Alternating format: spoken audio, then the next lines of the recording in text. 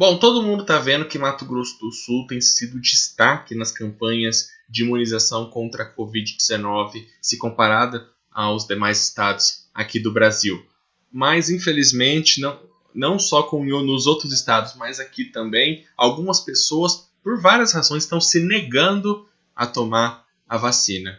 Como é que isso pode impactar no fim da pandemia? Quem está se negando a tomar a vacina pode ajudar, está ajudando a prolongar a pandemia, a ter que ter novos fechamentos no futuro? Para entender isso aqui no Perspectiva, eu conversei com a professora Mariana Croda, infectologista, pesquisadora da Universidade Federal de Mato Grosso do Sul, que respondeu um pouco dessas perguntas e você confere essa entrevista a partir de agora. Bom, então a gente conversa agora aqui na TV Assembleia com a professora infectologista Mariana Croda. Professora, muito obrigado por ter aceito o convite da TV Assembleia. Obrigada, Tiago. Obrigada a todos da TV Assembleia. É um prazer.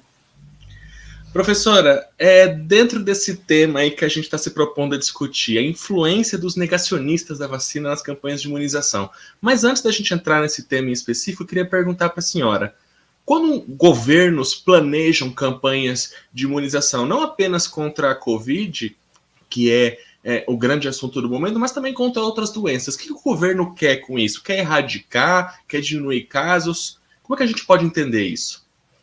Primeiro, a gente tem que entender qual que é a doença que essa vacina se propõe a controlar, né? Então, tem doenças que você não vai conseguir erradicar, e a gente usa o termo de mitigação, que é você diminuir a chance de pessoas morrerem ou terem complicações. Então, é você, de alguma forma, tornar aquela doença, que às vezes é epidêmica, a uma doença endêmica, e aí pode ser que algumas delas sejam erradicadas. Como a gente viveu, né, algumas doenças, como a varíola, pólio, o próprio sarampo, que a gente já estava animado com a erradicação, de repente volta e continua aí fazendo epidemias e surtos de doença. Então, depende muito dessa doença e depende muito de como essa doença age na população. Então, um exemplo é que a gente sempre prioriza populações mais vulneráveis ou mais suscetíveis a casos mais graves. Então, se a gente pega a campanha da influenza, que a gente já conhece há muito tempo, ela começa pegando um grupo, ali a gente prioriza gestante, ali a gente prioriza pessoas com imunodeficiência e grupos mais jovens, até mais do que os mais velhos. Quando vem Covid, a gente vê que o perfil da doença atinge pessoas mais velhas, pessoas com algum grau de comorbidade, e aí por isso que os jovens e crianças não foram priorizados nesse momento. E existem campanhas que a gente só quer crianças, né, que os adultos eles já não são doenças comuns de infância, que os adultos não são mais protetores, digamos assim, a gente não precisa mais proteger eles, e eles já não conseguem manter essa doença em evolução. E além disso, a gente também tem que ver o perfil da vacina. Então a gente vê o perfil da doença, o perfil da população e o perfil da vacina. Então é uma vacina que ela tem um alto poder de eficácia, que ela, né, vai proteger quase 100% da população? Não, é uma vacina que tem baixa, ela não tem tanta especificidade para a doença, então a eficácia dela não foi tão garantida. A gente viveu isso com uma esperança para a vacina da dengue, depois viu que ela não era, por exemplo, passível de ser colocada no Plano Nacional de Imunização. Antes a gente usava a vacina para pólio na maneira oral, porque a gente eliminava isso no ambiente. Então isso vai sendo mudado também através do perfil da vacina. Professora, quando a gente, puxando agora para esse atual momento nosso de pandemia do novo coronavírus, eu mesmo escuto, acompanhando outros telejornais, em várias emissoras, vocês falando, a gente precisa ter um percentual mínimo de vacinados para que a gente rompa com esse ciclo de contaminação dentro da população. E existe essa porcentagem mesmo? Dá para se falar, precisa de 70%, 80% para que comece a diminuir e romper com esse ciclo? A gente aprendeu, né, ao longo da história, e isso é um termo epidemiológico, a tal imunidade coletiva, né, que se usa muito também o termo imunidade de rebanho, eu prefiro imunidade coletiva, que é isso, ela foi feita, essa análise epidemiológica para vacina. Então, quando eu atinjo uma porcentagem da população que está protegida de alguma forma, ou primária ou secundária, ou seja, eu fiz uma imunidade ali ou pós-vacina ou pós-infecção, eu consigo que esse vírus, esse agente, ele não circule mais na população a ponto de me preocupar. Então, é isso que a gente esperava para a Covid. E aí, o que aconteceu? O SARS-CoV-2 é um vírus que eu digo assim, ele chegou muito mais forte do que a gente conheceu os vírus ao longo da história. Ele tem a capacidade de mutar. E essas mutações muito rápidas. E mutações que a gente não esperava que poderiam surgir e mudar o perfil da doença. E é isso que a gente tem vivido. Então, hoje a gente não consegue mais falar qual é o valor percentual ideal. A gente vai ter que viver um dia depois do outro e ver se as vacinas vão conseguir proteger contra essas mutações. E é esse o nosso desafio atual. Bom, então, partindo desse cenário que não temos, diante dessas imensas possibilidades aí que SARS-CoV-2 apresentou, não dá para se falar numa porcentagem, mas eu acredito que a vacina continua sendo essencial. E aí que a gente entra, de fato, acho que no tema de hoje. Quem está se negando a tomar vacina? Uma vacina para uma doença que já existe, de pessoas morrendo por uma doença que existe vacina. Aí começa a perguntar, professora, quando pessoas deixam de tomar vacina, essas mutações a que a senhora se referiu agora, elas também podem ser mais frequentes, porque o vírus circula mais? Como que essas pessoas que não tomam a vacina deliberadamente, elas contribuem também para esse ciclo? Isso ou já é suposição minha que não sou da área? Não, de forma alguma, é exatamente isso. As pessoas que não tomam vacina, elas perpetuam a circulação do vírus na comunidade. Então, imagine que a gente tem 50% da população completamente imunizadas. Isso quer dizer que desses 50%, toda essa população não vai ter doença? Não, porque nenhuma vacina é 100%, então essas pessoas ainda têm um grau de suscetibilidade a ter infecções e, às vezes, até internações e óbitos. Se a outra metade da população continua fazendo com que esse vírus circule, entre essa metade que não tomou vacina, esse vírus vai circular livremente e ainda vai atingir esse percentual dentro dos imunizados. Então, a gente não rompe o ciclo. Não adianta a gente achar que somente a gente já tendo esse grau de imunização, a vida vai seguir normal. Países que já têm um grau mais avançado da imunização, como a gente vê ali, né, no Reino Unido, próprios Estados Unidos, a gente vê que eles continuam padecendo, porque ainda tem um percentual grande de pessoas suscetíveis. E as pessoas que estão morrendo, a maior parte delas são pessoas que não se vacinaram. Então, você perpetua também a pressão nos serviços de saúde. Nós, profissionais de saúde, a gente não quer mais ver Covid na frente, a gente cansou, os hospitais saturaram-se. Então, nesse momento que a gente começa a retornar para a vocação inicial de cada hospital, retornar cirurgias, por exemplo, ainda há casos de internação e uma possibilidade de aumento de casos novamente. Então, a gente vive nessa insegurança. Quando a gente tem grande parte da população vacinada, a gente consegue planejar, né? A gente consegue fazer retomada da economia, planejar serviços de saúde. Hoje, a gente vive nessa instabilidade, a gente não tem um percentual da população ainda completamente vacinada e ainda tem um percentual relevante que não quer se vacinar. Então, as pessoas ficam aí sempre temerosos que uma nova onda vai surgir, que tudo de novo nós vamos ter que parar as máquinas e voltar a todos os serviços de saúde somente para a Covid. E é isso que a gente não quer. A senhora citou a questão mais de saúde também, mas a senhora entrou num ponto também até um pouco mais social e que entra na esfera econômica, que a doença acaba impactando outras coisas, porque algumas pessoas estão se negando a ajudar a gente a romper esse ciclo da proliferação da doença. Professora, dessas pessoas que elas se negam a tomar, a gente pode pensar num fim dessa pandemia, em algum momento isso pode acontecer, não sei se isso é possível, mesmo sem essas pessoas, o vírus parar de circular tanto ou não? É necessário mesmo que a maior quantidade de pessoas se vacine para que realmente a gente pare de ter aí casos de Covid ou grandes casos de Covid, não só no Brasil, mas por todo lugar? O que acontece é que a vacina, ela não é um ato individual. A gente não está pensando no indivíduo que toma a vacina que ele não vai morrer. Mas é justamente isso, que a gente vai conseguir mitigar uma doença se todas as pessoas que podem tomar se vacinarem e conseguir fazer isso de forma coletiva, ou seja, a gente não está pensando somente na gente. Vacina é sempre isso. Eu não estou pensando somente em mim. Por exemplo, a gente quase erradicou o sarampo, e quando o primeiro caso voltou a ter sarampo aqui, era uma pessoa que recusou-se a se vacinar, então era um movimento anti-vacina mesmo, foi para fazer um surf num outro país e voltou com sarampo e contaminou várias pessoas e a gente voltou a ter surto. Então, imagina que isso se perpetue, né? Então, nós temos uma população imunizada, mas uma pessoa, por vontade própria, não quer se imunizar, se expõe e acaba retornando para meios de pessoas também suscetíveis, como idosos, imunodeprimidos, que a gente sabe que a vacina responde menos. Então, é esse egoísmo, digamos assim, é essa falta de pensamento coletivo que a gente vem atacando. Então, assim, eu tenho medo da vacina porque eu posso ter eventos adversos da vacina. Algumas pessoas têm isso. E ainda tem outras questões ideológicas. Então, quando a gente pensa racionalmente, eu não consigo achar meios para não ser vacinado.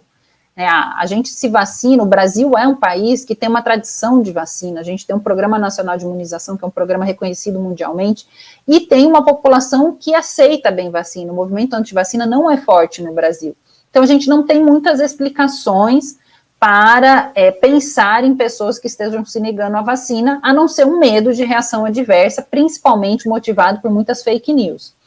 Você, por exemplo, e quem está nos assistindo, nunca perguntou qual é o tipo de vacina que ele tomou para a febre amarela, ou para sarampo, ou a BCG, então, que eu tomei na infância, qual é a marca que eu vou tomar da hepatite B. Então, isso nasceu com essa vacina da Covid, né, essa resistência maior, então, de escolher qual vacina, tentar entender os eventos adversos. Então, qualquer remédio que a gente toma, seja ali para tirar uma dor de cabeça, tem uma lista de eventos adversos na bula que a gente nunca parou para ler e achar que eu vou ter todos aqueles eventos adversos se eu tomar aquele remédio. A vacina é igual. A gente tem eventos adversos potenciais, mas eles são muito menores do que o risco de eu morrer pela doença. Então, é essa conscientização que a gente tenta fazer insistentemente e que muitas vezes fica difícil compreender como alguém pode se recusar a tomar vacina, né? Então, chega a ser um pouco revoltante. Mas os profissionais de saúde têm essa missão, né, de convencer e, de alguma forma, fazer com que essa ampliação da vacina consiga atingir ao máximo o número de pessoas. A gente sonha agora, né, de conseguir com as crianças menores de 12 anos, Mato Grosso do Sul, aí sempre na vanguarda, começando os adolescentes no Brasil, sem comorbidades. Então, a gente está tão animado com esses resultados que, coletivamente, eu tenho a esperança de que isso contamine essas pessoas que se negam a tomar vacina de alguma forma. Professora, duas situações, queria perguntar para a senhora se elas podem ocorrer ou não. Uma pessoa vacinada transmitir para uma pessoa não vacinada o coronavírus, e o inverso também, uma pessoa que não tomou vacina, ela pode expor a doença a uma pessoa que tomou a vacina? Sim, e o que nós temos nesse contexto? Sim, para as duas situações. Sim, exatamente. Então, eu tomei a vacina. A vacina, ela tem uma propriedade individual, né? Então, ou seja, o meu mecanismo imune é diferente do seu, cada um responde de uma forma. E, logicamente, existem pessoas que já respondem menos, né, à vacina, os idosos, que o sistema imune também envelhece, pessoas que usam medicamentos imunodeprimidos, que não deixam fazer, né, essa resposta imunológica, e algumas pessoas que vão responder de uma forma individual. Então, ou seja, eu não tenho 100% da prevenção, mas ela aumenta muito o risco, aumenta muito a segurança de eu não ter complicações e nem morte. E é isso que a gente quer. A gente não quer que as pessoas se hospitalizem e morram. Mas essa circulação, ela vai acontecer, né? Porque a vacina não é 100%. Então, uma pessoa vacinada pode pegar e transmitir para várias outras pessoas, e ela pode pegar também de uma pessoa não vacinada, que estaria transmitindo também. E isso não vai falar assim, depende, eu transmito mais ou transmito menos por ser vacinada, não dá para saber, porque as respostas são individuais. O que aconteceu nesse contexto? O vírus SARS-CoV-2 sofreu mais uma mutação e agora existe uma nova cepa, que é a Delta. E essa variante, ela é muito mais transmissível. Então, a gente lidava com uma doença que a gente imaginava como gripe, né? Uma pessoa vai transmitir lá para 2 ou 3, e de repente ela se torna uma doença como catapora, né? Em que eu vou transmitir para 6 a 8 pessoas. Então, você, com essa nova variante, você não tem mais esse controle de pensar que eu vou transmitir para 2 ou 3. Ou seja, num evento, sei lá, num evento onde eu tenha um mínimo de aglomeração, numa reunião, num evento social, eu posso transmitir para todas as pessoas ali, entre um e outro. Então, é esse o nosso medo, né, de que essa transmissão com a variante Delta ocorra muito mais facilmente. E muito mais pessoas vacinadas vão acabar contaminando-se também. Porque há um relaxamento das medidas de isolamento, há uma sensação de segurança, eu tomei as 2 doses, estou imunizado, então eu começo a ter um relaxamento maior também, num contexto de uma variante que é muito mais transmissível. Então, esse casamento não vai dar certo, né? Diminuição das medidas de restrição, um avanço ainda lento na vacinação, e um relaxamento pessoal, né, relaxamento das medidas individuais, num contexto da variante Delta, a gente ainda vai viver com números altos, né, principalmente da incidência da doença, que são os números de casos novos, esperando, rogando para que não aconteça como aconteceu agora na Flórida, onde eles estão vivendo o pior momento da pandemia, mesmo com parcela da população sendo imunizada, por conta da nova variante. Então, a gente está correndo, eu brinco que é um cabo de guerra, né? A gente está correndo com a vacina para tentar se proteger da variante Delta e ela chegando cada vez mais no nosso contexto, como a gente está vivendo já no Rio de Janeiro. A senhora até citou o exemplo do Rio de Janeiro, que inclusive eu li hoje, que tem tido um surto grande talvez em decorrência da variante Delta, mas o que eu queria perguntar para a senhora, justamente com a chegada dessa nova variante, a maior quantidade de pessoas vacinadas torna-se um negócio ainda mais importante para Exatamente, é a única arma que a gente tem. Né? Eu aprendi nesse 1 ano e meio de pandemia que eu só sei que nada sei. Então, o coronavírus, SARS-CoV-2 veio para mostrar que a gente ainda tem que ter muita munição para esses agentes biológicos que vão surgindo. E nesse momento, realmente a gente não esperava que a variante Delta pudesse causar novamente elevação das internações, mas está causando. Então, o que está acontecendo no Rio de Janeiro é decorrente da variante Delta. O Rio de Janeiro é um dos estados que mais faz a vigilância genômica, ou seja, ele consegue identificar qual o tipo de variante que está predominando. Então, rapidamente a variante Delta predominou no Rio de Janeiro, já está sendo predominante também no estado de São Paulo, e com isso, pessoas que se vacinaram lá no início, que normalmente já vão perdendo ali um pouco da sua imunidade, e os idosos extremos, que a gente já sabia que teriam uma resposta menor, acabam sendo mais suscetíveis e são eles que estão morrendo e internando novamente. Então, é uma grande preocupação nossa de o Mato Grosso do Sul também viver algo semelhante. Professora, para a gente finalizar, eu, infelizmente, já escutei esse tipo de relato. Eu não vou tomar essa vacina, porque onde já se viu uma vacina ser feita em meses e antigamente uma vacina levava, 10 anos para ser feita. Como que eu vou confiar numa vacina dessa? Que resposta a gente pode dar para uma pessoa para que ela possa confiar numa vacina dessa? 2021, né, nós não estamos mais nos anos 1990, o que aconteceu, né, nesse período? A Organização Mundial de Saúde e um grupo de especialistas montou, já esperando, né, novas epidemias, montou um seleto grupo para justamente se preparar para o tal agente X, né, que ninguém sabia quem seria. Então, foi montada uma plataforma de vacinas. Então, o que é plataformas de vacina? São tecnologias que as pessoas, olha, o grupo tal está estudando tal vacina, então vem cá, nós vamos adequar essa plataforma para todos os tipos de agentes. Quando veio, em 2002 e 2012, as epidemias de SARS-CoV e MERS, que são todos coronavírus, essas vacinas já estavam meio que prontas. Só que aí a doença se acalmou, falaram, bom, não é preciso, mas já vamos deixar essa plataforma pronta. Quando chegou o coronavírus, poxa, a gente já tem toda essa estrutura, já tem todas essas plataformas, a gente vai adequar. Então, não foi algo que foi construído em 10 meses, foi algo que foi construído ao longo de décadas para a gente chegar até aqui e ter essas tecnologias.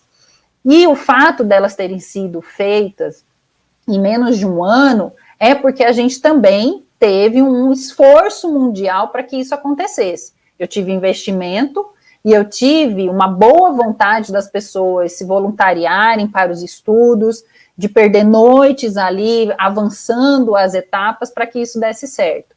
Então, a gente juntou a evolução da tecnologia para desenvolvimento de vacinas, juntou recursos, que é geralmente o que limita, né, os estudos, para eles serem tão longos é recurso, e principalmente um esforço mundial para que isso desse certo. Então, a gente não tem nada o que temer, a gente tem muito que comemorar, porque se algo novo, um outro agente X chegar, a gente vai ser mais rápido ainda e vai desenvolver uma vacina em muito menos tempo. E eu ainda vou falar um outro ponto. Em 2009, eu já tinha vivido aí um ensaio do que seria uma pandemia quando veio a pandemia de H1N1. Em 2010 chegou no Brasil. E em menos de 6 meses a gente tinha uma vacina para H1N1. Então a gente já tinha uma vacina da gripe, né, que a gente tomava todo ano, e foi incorporada um novo subtipo H1N1 e a gente tomou. Então a gente já vem avançando muito. E a gente não questionou naquele momento, né, eu não vou tomar essa vacina porque veio muito rápido. Então, já há uma série histórica nessa diminuição do tempo para o desenvolvimento de vacinas. Então, a gente está tomando insumos, né, que vêm da indústria farmacêutica, que eles foram já amplamente testados em outras plataformas. A gente só incorporou para essa plataforma, então não tem o que temer. Ninguém é cobaia. É isso aí, tá dado o recado. Bom, para quem está acompanhando a TV Assembleia, nós acabamos de conversar com a médica infectologista Mariana Croda, professora doutora e pesquisadora ligada à Universidade Federal de Mato Grosso do Sul. Professora, muito obrigado mais uma vez por ter aceito o convite da TV Assembleia, ter tirado um pouquinho do tempo. Eu imagino que esteja bastante corrido enquanto perdurar essa pandemia, por essas pesquisas relacionadas a esse tema e a todas as outras também. Muito obrigado mais uma vez. Obrigada, Tiago. Obrigada a todos da TV Assembleia. Até a próxima. Você acabou de conferir a entrevista com a professora Mariana Croda. Você acompanha essa edição mais vezes ao longo da nossa programação aqui no canal 9 do Cabo, em Campo Grande e Dourados, mas também estamos lá no YouTube. É só você pesquisar por Assembleia Legislativa de MS. Muito obrigado pela sua companhia e até a próxima edição. Tchau!